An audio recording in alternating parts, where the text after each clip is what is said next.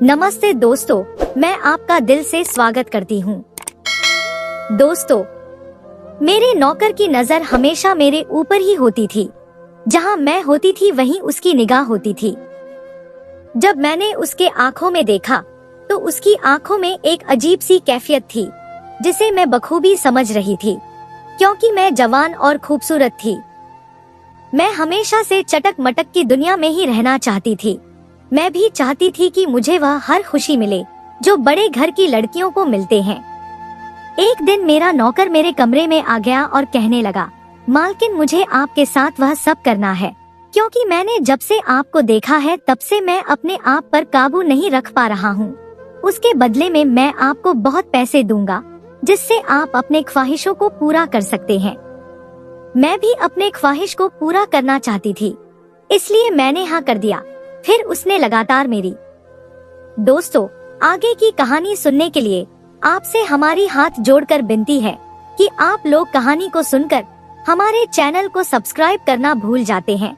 कृपया सबसे पहले हमारे चैनल को सब्सक्राइब कर लें।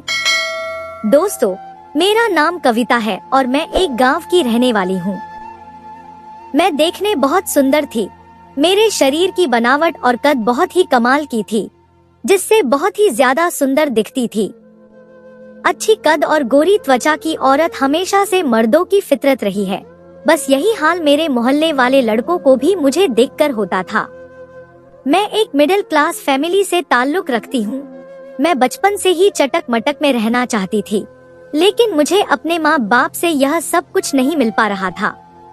जब अपने आसपास की लड़कियों को चमक दमक में देखती थी तो मुझे भी लगता था कि काश मुझे भी इस तरह से रहने को मिलता, लेकिन मेरा नसीब ऐसा नहीं था।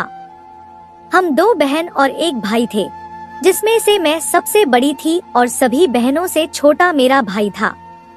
मेरे पापा एक किसान थे और वह खेती करते थे। माँ भी पापा के साथ खेत में उनका हाथ बटाती थी। मैं हर दिन यही सपने देखती कि मेरी शादी एक बहुत अमीर लड़के से हो, जिससे मैं अपने सारे सपने को पूरा करूंगी। मैं वो सारे ऐशो आराम करूंगी जो मुझे मेरे माँ बाप से नहीं मिल पाया है। इसी चमक दमक ने मेरी कदमों को बहकाने भी लगा था, क्योंकि आसपास के लड़कों को इस बारे में जानकारी हो चुकी थी कि मैं इस तरह के ख्वाब हर दिन देखती हूँ। वैसे मुझे पढ़ाई में ज्यादा दिलचस्पी नहीं थी, इसलिए मैं ग्रेजुएशन तक ही पढ़ाई करके छोड़ दी थी। मैं घर में ही रहकर घर का काम और कभी कभी माँ के साथ खेत का भी काम कर लिया करती थी। लेकिन खेत में काम करना मुझे ज्यादा पसंद नहीं था, पर घर में बैठे बैठे क्या करती यूं ही बोर हो जाती थी। एक दिन मैं किसी काम से बाजार गई हुई थी। तभी वापस आते वक्त मुझे अपने ही गांव का एक लड़का रास्ते में मिल गया। वह मेरे लिए एक अच्छा सा ड्रेस लेकर आया और कहने लगा, ये ड्रेस मैं तुम्हारे लिए लेकर आया हूँ। अगर तुम मेरी बात मानोगी तो मैं तुम्हें वो हर चीज दूंगा जो तुम हमेशा से चाहती हो। उसकी इस बात को सुनकर मुझे बड़ी हैरानी हो रही थी। मैं सोचने लगी कि आखिर इस लड़के को मेरे सपने के बारे में ये सब कैसे पता। वह लड़का कहने लगा कि देखो, ज्यादा सोचो मत, ये तो कुछ भी नहीं है। मैं तुम्हें इससे भी महंगा महंगा कपड़े लाकर दूंगा, जिसे तुम पहनकर बहुत ही कमाल की लगोगी। उसकी इस तरह की बातों से मैं यह सोचने पर मजबूर हो गई। मैं यह सोचने लगी कि क्या यह लड़का मेरा सपना पूरा कर सकता है? क्या मुझे दुनिया की वह तमाम खुशियाँ दे सकता है जिसकी मैं बार बार कल्पना करती रहती हूँ? फिर उस लड़के ने मेरा हाथ पकड़ लिया और कहने लगा, मैं तुम्हारे जवाब का इंतजार कर रहा हूँ। उस वक्त वो मेरे इतने करीब आ गया था कि मुझे बहुत ही अजीब सा लग रहा था। मैं जवान हो चुकी थी और मैं उसकी भावनाओं को समझ सकती थी कि वह मुझसे क्या चाहता है, क्योंकि उसकी नजर मेरे ऊपर पहले से ही थी। उस वक्त मेरा मन भी उस चटक मटक की दुनिया में उड़ने लगा था। मैं फिर से उस ख्वाब को देखने लगी थी, जिससे मेरी चेतना भंग हो गई और मैं वापस अपने दुनिया में लौट गई। फिर मैंने देखा कि उस लड़के का हाथ मेरे शरीर पर घूम रहा था। उस वक्त तो मैं वहाँ से अपने घर चली आई, लेकिन आते आते उससे अगले दिन मिलने को कह गई। घर आने के बाद मैं उसी लड़के के बारे में सोच रही थी। दोस्तों, मैंने तो उसे अगले दिन मिलने को कह दिया था, लेकिन उस बात से मैं बहुत घबराई हुई थी। मुझे इस बात से डर था कि कहीं ये बात मेरे घर वालों को पता चल गई तो मेरे लिए बहुत मुश्किल हो जाएगा। अगले दिन जब सुबह हुई तभी से मैं उससे मिलने के लिए मौका ढूंढने लगी, लेकिन ना जाने कैसे ये बात मेरे पापा को पता चल गई। मैं उस वक्त उम्र के ऐसे पड़ाव पर थी जहाँ से अच्छा और बुरा दोनों रास्ते तय होता था, लेकिन ये बात मेरे पापा को महसूस हो गया था कि मैं गलत राह पर चलने लगी हूँ। उस दिन से मेरे ऊपर घरवालों ने अपना पहरा बढ़ा दिया। हर वक्त मेरे साथ कोई ना कोई जरूर मौजूद होता था। मैं भी समझ चुकी थी कि मेरे इस मनसे को घर वाले भांप चुके हैं, इसलिए मैं भी चुपचाप घर में ही रहने लगी, क्योंकि मैं अपने माँ बाप के खिलाफ कभी नहीं जा सकती थी। उस वक्त मेरे लिए मेरी माँ बाप ही सब कुछ थे। अगर मैं कोई गलत कदम उठाती तो क्या पता इसका अंजाम क्या होता। उस दिन के बाद से मेरे पापा ने मेरे लिए रिश्ता ढूंढना शुरू कर दिए। फिर कुछ ही दिनों में मेरी शादी एक लड़के से तय कर दिए। उस लड़के का नाम संजय था और वह पास वाले ही शहर में रहकर एक ऑफिस में नौकरी करता था। वह देखने में भी ठीक ठाक था, लेकिन वह शहर में अकेला ही रहता था।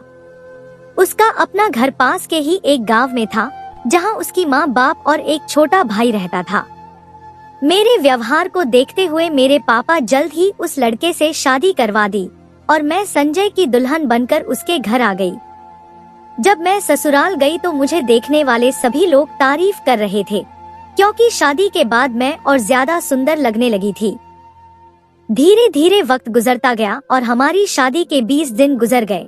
फिर मेरे पति मुझे छोड़कर वापस अपने काम के लिए शहर जाने लगे। तब मैंने उससे कहा कि मुझे भी वहाँ लेकर चलो। वह मेरी इस बात पर अपने माँ बाप से बात किया तो वह मान गए। फिर अगले ही दिन मैं अपने पति के साथ शहर आ गई। शहर में मेरे पति संजय का खुद का घर था, इसलिए रहने के लिए कोई परेशानी नहीं थी। धीरे धीरे मैं वहाँ के माहौल में ढलने लगी थी। मेरे पति रोज सुबह 9 बजे अपने काम पर चले जाते थे, फिर मैं घर में अकेली होती थी। कहते हैं ना खाली दिमाग शैतान का, जब कोई काम ना हो तो दिमाग में उल्टा सीधा ख्याल आते ही रहते हैं। मेरे साथ भी ऐसा ही था। मैं फिर से उसी ख्याल में जाने लगी। आए दिन मैं अपने पति से नए चीज का डिमांड करने लगी। मैं अब वह सारी खुशियाँ अपने पति से पूरा करना चाहती थी, जो मेरे माँ बाप मेरे लिए नहीं कर पाए थे, लेकिन यहाँ पर भी वही हो रहा था। मैं जब भी अपने पति संजय से कुछ लाने को कहती, तो वो हमेशा कुछ ना कुछ बहाना बनाकर उसे टाल देता था। इसी तरह शहर में आए हुए पूरे 2 महीने हो चुके थे। अब मुझे शहर का हवा भी लगने लगा था, लेकिन मुझे ये नहीं पता था कि जिसे मैं खुशी समझ रही थी, वही मेरी जिंदगी के लिए अब खराब लगने लगी। एक दिन सुबह सुबह मेरे पति अचानक घर में एक नौकर ले आया। वह कहने लगा कि कविता, तुम घर में अकेली काम करके थक जाती हो, इसलिए मैंने घर का काम करने के लिए इस नौकर को रख लिया हूँ। अब ये घर के सारे काम करेगा और बाकी तुम्हें जो जरूर हो इससे पूरा करवा लेना। अपने पति के मुंह से ऐसी बात सुनकर मैं बिल्कुल हैरान थी। आखिर मैं इससे क्या पूरा करवा लूंगी। वह लड़का 17 साल का था और देखने में भी बहुत सुंदर था। उस वक्त मैं ये भी सोचने लगी कि आखिर इतना सुंदर लड़का एक नौकर का काम कैसे कर सकता है। फिर मैंने सोचा कि हो सकता है यह गरीब हो और उसे काम की जरूरत हो। मेरे पति उसे घर में ही रहने के लिए एक कमरा दे दिया। फिर उससे कह दिया कि वह वक्त पर सारा काम कर दिया करे। फिर अपने वक्त पर मेरे पति संजय अपने काम के लिए चले गए। तब मैंने उस नौकर से उसका नाम पूछा। उसने अपना नाम दीपक बताया। दोस्तों, मैंने नौकर को घर का सारा काम समझा दिया और कह दिया कि तुम्हें किसी चीज की जरूरत हो तो मुझे बता देना। इतना कहकर मैं किचन में चली गई। धीरे धीरे मेरा नौकर दीपक घर का सारा काम अच्छे से संभाल लिया था। अब मुझे भी ज्यादा काम करना नहीं पड़ता था। एक दिन मैं किचन का काम पूरा करके बाथरूम में नहाने चली गई। उस बाथरूम में एक रोशनदान दिया हुआ था, जिससे बाहर की रोशनी सीधे बाथरूम में आती थी। जब मैं नहाने लगी तो मुझे ऐसा महसूस हुआ जैसे मुझे कोई नहाते हुए देख रहा हो। लेकिन फिर मैंने सोचा कि घर में तो नौकर के अलावा और कोई नहीं है। उस वक्त बाथरूम में मैं अपने कपड़ों से बिल्कुल आजाद थी। मैं यूं ही बाथरूम में नहा रही थी, लेकिन उस वक्त मुझे जो कुछ भी महसूस हुआ उसने मुझे डरा कर रख दिया था। मैं जल्दी से नहाकर बाथरूम से निकली और अपने कमरे में कपड़ा बदलने चली गई। थोड़ी देर के बाद मैं कपड़ा पहनकर कमरे से बाहर आई तो मैंने देखा कि नौकर हॉल में पोंछा लगा रहा था। उस वक्त मैंने गौर किया कि उसकी तिरछी निगाहें मुझे ही घूर रही थी। उसका इस तरह से घूरना मुझे परेशान कर रहा था, इसलिए मैं वहाँ से फिर अपने कमरे में चली गई। एक दिन दोपहर खाना खाने के लिए बैठी थी, तब अपने नौकर को भी वहीं बुला लिया। मैंने उससे कहा कि यहीं मेरे साथ बैठकर खाना खा लो। वह मेरे बगल वाले कुर्सी पर बैठ गया। मैं खाना निकालकर प्लेट में डालने लगी, तभी मेरे हाथ से चम्मच छूटकर नीचे गिर गया। मैं उस चम्मच को उठाने नीचे झुकी तो मेरी साड़ी का पल्लू सरक कर नीचे गिर गया। फिर उस नौकर की निगाह मेरे बदन पर आकर टिक गया। मैंने अपनी साड़ी सही किया और चम्मच उठाकर अपनी जगह पर बैठ गई। फिर एक नजर उसकी तरफ देखा तो उसकी चेहरे पर एक अजीब सी मुस्कान थी। मैं कुछ बोलूं उससे पहले नौकर कहने लगा, मालकिन आप बहुत ही खूबसूरत हैं। मैंने आपके जितना खूबसूरत औरत आज तक नहीं देखा है। उसकी यह बात सुनकर मुझे बहुत ही अजीब सा लगने लगा। मैंने उससे कहा कि खाना खाओ और ज्यादा इधर उधर ध्यान मत दो। खाना खाने के बाद मैं अपने कमरे में आ गई। फिर एक नजर आईने के सामने खड़े होकर अपने आप को देखने लगी। वाकई में उस वक्त मैं बला की खूबसूरत लग रही थी। अपना हाथ एक बार अपने चेहरे पर फेरा और मुस्कुरा दी। इसी तरह कुछ दिन और गुजर गए। तभी मैंने महसूस किया कि मेरे नौकर की नजर मुझ पर गहराती जा रही थी। मैं जहाँ कहीं भी होती उसकी नजर मेरे ऊपर ही होती थी। मुझे ऐसा महसूस होता था जैसे उसकी आंखों में एक प्यास थी जिसे मैं बखूबी समझ रही थी। मेरे पति उस नौकर पे पूरा विश्वास करते थे। वह कहते थे कि वह बहुत शरीफ और वफादार लड़का है, लेकिन मैं जो महसूस कर रही थी उससे तो वह एक भूखे भेड़िए की तरह लग रहा था। उसे तो बस मौके का इंतजार था। इसी तरह 15 दिन और गुजर गए। फिर एक दिन दोपहर के वक्त मैं अपने कमरे में लेटी थी, तभी वहाँ नौकर आ गया और कहने लगा कि मालकिन मैं आपके साथ एक बार वो सब करना चाहता हूँ। उसके बदले में मैं आपको 2 लाख रुपए दूंगा। उसकी बात को सुनकर मेरा दिमाग घूम गया। मैंने उससे कहा कि तुम्हारी हिम्मत कैसे हुई मुझसे ऐसी बात कहने की। वह कहने लगा कि मालकिन मुझे पता है कि आप जो चाहती हैं वो आपको पति से नहीं मिल पा रहा है। यदि आप मुझे मौका दें तो मैं आपको और भी बहुत सारे पैसे दूंगा, जिससे आप अपने लिए बहुत सारे कपड़े और गहने भी ले सकते हैं। मालकिन आपका भी तो यही सपना था। आप भी तो चटक मटक में रहना चाहती थी। अब मेरे इन दिए हुए पैसों से आप अपना सपना पूरा कर सकती हैं। दोस्तों, नौकर की यह बात सुनकर मैं एकदम से घबरा गई। मैं सोचने लगी कि मेरे इस सपने के बारे में इस कैसे पता है, जबकि मैंने तो कभी इन सब का जिक्र भी नहीं किया था। मैंने गुस्से से उससे पूछा कि तुम्हारे पास इतने पैसे कहाँ से आए? कहीं तुमने चोरी तो नहीं की? तभी वह कहने लगा कि मालकिन मेरे गांव में थोड़ा बहुत जमीन था जिसे मैं बेच दिया हूँ। अब मेरे पास बहुत पैसे हैं। आप सिर्फ हाँ करो, मैं आपकी सारे सपने को पूरा कर दूंगा। आप जितना चाहे जैसा चाहे अपने लिए कपड़े एवं गहने खरीद सकती हैं। उसकी बात सुनकर मैं सोचने पर मजबूर हो गई। मैं यह सोचने लगी कि जिस तरह मेरे माँ बाप मेरी ख्वाहिश को पूरा नहीं कर पाया, उसी तरह मेरे पति भी मेरे ख्वाहिश को पूरा नहीं करेगा। एक बार फिर से मैं अपने ख्वाहिशों की दुनिया में उड़ने लगी थी। मैं फिर से बड़े बड़े सपने देखने लगी थी। फिर मैंने उससे कहा कि मुझे थोड़ा इस बारे में सोचने का वक्त चाहिए। मैं तुम्हें सोचकर बताती हूँ, तुम अभी यहाँ से जाओ। वह वहाँ से तो चला गया, लेकिन मेरे मन में एक सवाल छोड़ गया। कुछ देर तक मैं उसके बारे में सोचती रही। इसी दौरान मेरी कब आंख लग गई मुझे पता ही नहीं चला। जब आंख खुली तो शाम हो चुकी थी। मैं उठकर अपने कमरे से बाहर आई, फिर किचन में जाकर रात का खाना बनाने लगी, लेकिन अब भी मेरे मन में उसी की कही हुई बातें घूम रही थी। अगले दिन अपने पति के जाने के बाद मैं अपने नौकर को कमरे में बुला लिया। मैंने उससे कहा कि तुम मेरे साथ वो सब करना चाहते थे ना, तो मैं तैयार हूँ, लेकिन मेरी हर ख्वाहिश पूरी होनी चाहिए। नौकर कहने लगा कि मालकिन आप फिक्र ना करें, यदि आपको मुझ पर भरोसा नहीं है तो ये लो 2 लाख रुपए। उसने मेरे हाथ में 2 लाख रुपए रख दिए। मैं उन पैसों की चमक देखकर बहुत खुश थी। मैंने कहा कि देखो, ये बात हमारे और तुम्हारे बीच में ही रहनी चाहिए। वह कहने लगा कि इस बात का पता किसी को नहीं चलेगा, आप फिक्र ना करें।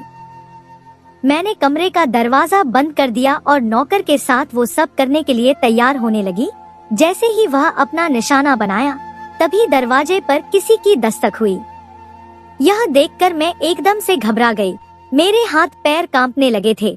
मैं सोचने लगी कि इस वक्त कौन हो सकता है। मैं अपने कपड़े ठीक करके दरवाजा खोलने लगी। तभी मैंने देखा कि दरवाजे पर मेरे पति संजय खड़े थे। उस वक्त मैं उन्हें देखकर बुरी तरह से कांप रही थी। उन्होंने मुझे नौकर के साथ बंद कमरे में देख लिया, जिससे वह बहुत ही गुस्से में लग रहे थे। मैंने झट से बहाना बनाना शुरू कर दिया। मैंने कहा कि ये नौकर मुझसे जबरदस्ती कर रहा था। ये मुझे ढेर सारे पैसे दिए और मुझसे ये सब करने को कहने लगा। तभी वो एक जोरदार थप्पड़ मेरे गाल पर जड़ दिया।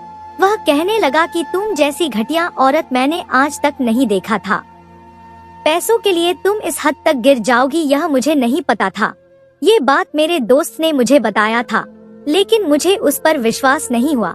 फिर मैंने ही यह सब प्लान बनाया ताकि तुम्हारी असलियत मालूम कर सकूं। मैं अपने पति संजय के मुंह से यह सब सुनकर बहुत हैरान थी। मुझे समझ नहीं आ रहा था कि इसे कौन सा दोस्त ने ये सब बताया है। वह कहने लगे कि तुम्हें याद है जब तुम्हारे गांव में एक लड़का तुम्हें एक ड्रेस दिया था और वह कहा था कि मैं तुम्हें हर खुशी दूंगा, बस तुम मेरी बात मानती जाओ। जिसे तुम अपने ख्वाहिशों के लिए अपने इज्जत तक को सौंपने को तैयार हो गई थी, वही लड़का, क्योंकि वह लड़का मेरा दोस्त है। हमारी शादी के बाद वह एक दिन मुझे मिल गया। वह कहने लगा कि यार तुमने शादी कर लिया और मुझे बताया तक नहीं, लेकिन कम से कम भाभी जी का फोटो तो दिखा दो। उस दिन जब मैंने उसे तुम्हारी फोटो दिखाया तो वह कहने लगा कि यार ये लड़की तो हमारे गांव की है। उस वक्त मुझे तुम्हारे बारे में उसने मुझे सब कुछ बता दिया था, लेकिन मैं उसके बात पर यकीन नहीं कर पा रहा था। तब हमने यह सब प्लान बनाया। ये लड़का कोई नौकर नहीं है, बल्कि मेरे उसी दोस्त का भाई है। उसके कहने पर ही मैं इसे यहाँ पर नौकर बनाकर लाया था, ताकि तुम्हारी असलियत मालूम कर सकूं। मैं अपने पति की बात सुनकर फूट फूट कर रोने लगी। उस वक्त मुझे एहसास हुआ कि मेरी इस चटक मटक की ख्वाहिश ने मेरी जिंदगी को बर्बाद कर दिया था। उन्होंने फौरन मेरा हाथ पकड़कर अपने घर से बाहर कर दिया। वह कहने लगे कि आज तुमने पैसों के खातिर मुझे धोखा दिया है। हो सकता है तुम इसी चटक मटक के कारण एक दिन किसी के साथ भाग जाओ, तब मेरी इज्जत का क्या होगा। तुम मुझे छोड़कर किसी और के साथ जाओ, उससे पहले मैं तुम्हें अपने बंधन से आजाद करता हूँ। अब हमारा तुम्हारा कोई रिश्ता नहीं है। इतना कहने के बाद अपना घर का दरवाजा बंद कर दिया। मैं ऐसे ही रोती बिलखती अपने माँ बाप के पास वापस आ गई। कहते हैं कि ख्वाब ऐसे देखने चाहिए जिसे पाने में हर कोई गर्व करे, ना कि ऐसे जिसके लिए मुझे अपनों से जुदा होना पड़े। रिश्ते बनाने में बहुत वक्त गुजर जाता है, लेकिन रिश्ते बिगड़ने में थोड़ा भी देर नहीं लगती। इसलिए आप उसी रास्ते को चुनें जो आपके साथ साथ आपके परिवार के हित में हो, नहीं तो ऐसे ही एक दिन अकेले हो जाओगे जहां आपका कोई नहीं होगा। तो दोस्तों, यह थी हमारी आज की कहानी। आपको सुनकर कैसी लगी हमें कमेंट करके जरूर बताएं, और हमारी वीडियो को ज्यादा से ज्यादा अपने दोस्तों में शेयर करें और हमारे चैनल को भी सब्सक्राइब कर लें, ताकि आने वाली वीडियो का नोटिफिकेशन आप तक तुरंत पहुंचे। मैं मिलती हूं आपसे अगली वीडियो में, तब तक के लिए धन्यवाद।